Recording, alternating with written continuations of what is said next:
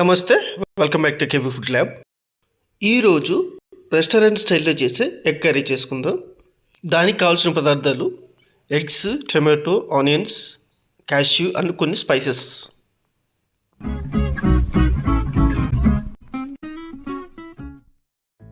రెసిపీలో first స్టేజ్లో మసాలా ముద్ద తయారు చేసుకోవాలి. దానికోసం ఒక కడాయిలో ఆయిల్ 2 టేబుల్ స్పూన్లు తీసుకుందాం.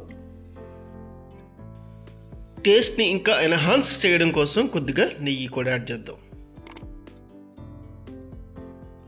3 నుంచి 4 లవంగాలు, అరంగుళం దాల్చిన చెక్క,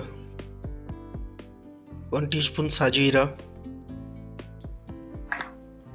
కొద్దిగా జీలకర్ర, 4 యాలకులు, 1 మీడియం ఆనియన్,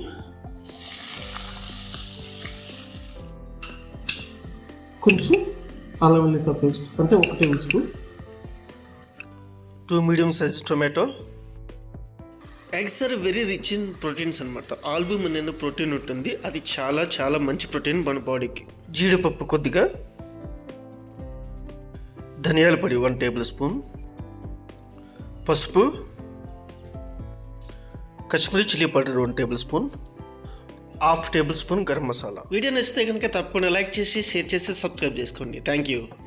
కొంచెం వాటర్ మసాలాలు మాడిపోకుండా ఉండడానికి. నూనె సగప 5 నిమిషాలు కుక్ చేస్తే ఇలా ఆయిల్ పైకి తేలుతుంది అనమాట.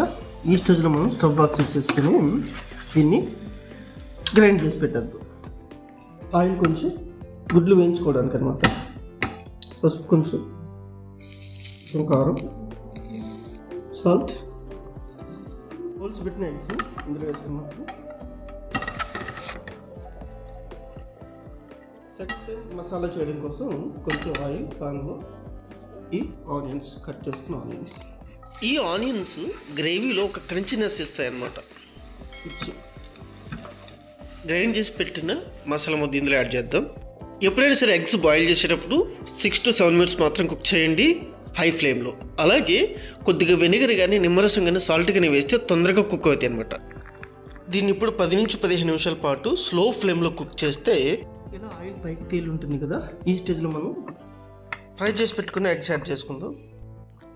సన్నగా తిరిగిన కొత్తిమీర